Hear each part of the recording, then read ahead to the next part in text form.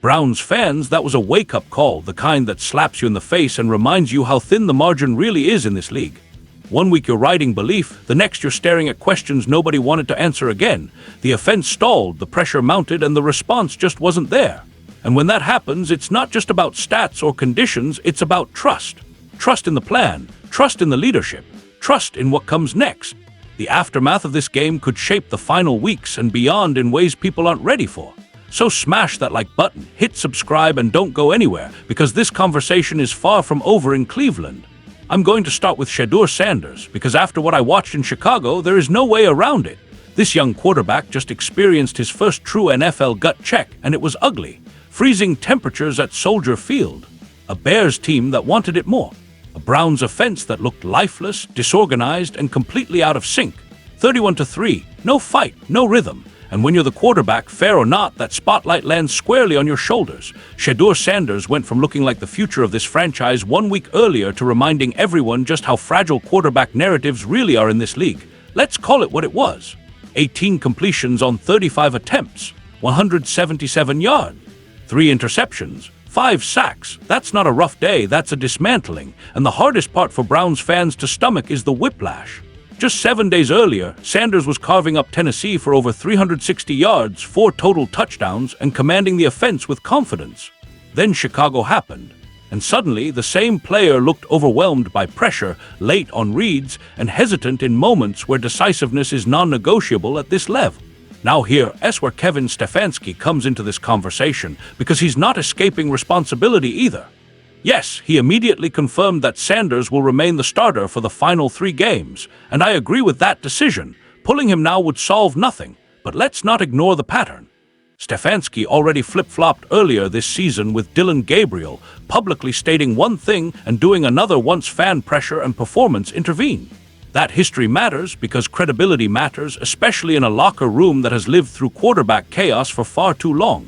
Stefanski said, "There's things we can do better and things he can do better." That's coach speak, safe, non-committal.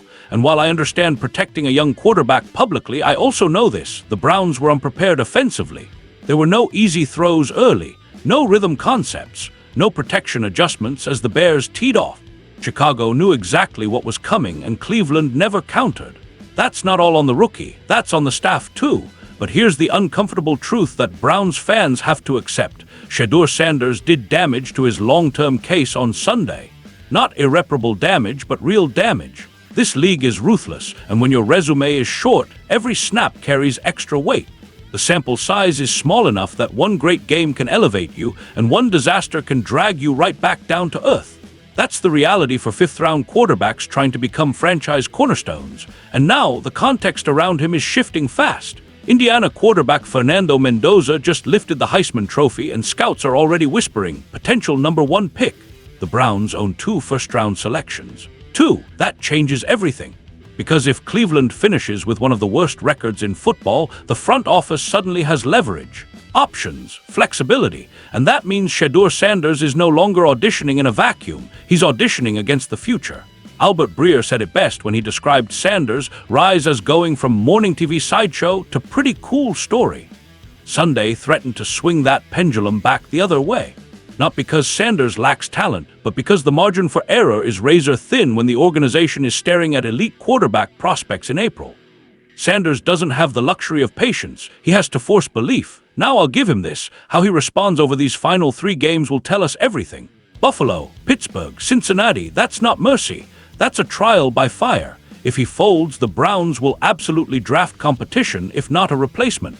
If he steadies himself, cleans up the turnovers, and shows resilience, he can still carve out a real chance to be part of the future conversation.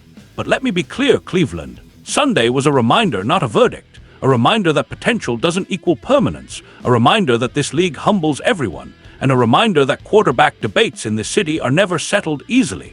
Shedeur Sanders is still alive in this race, but he no longer has momentum on his side. He has pressure, and pressure is the ultimate truth serum.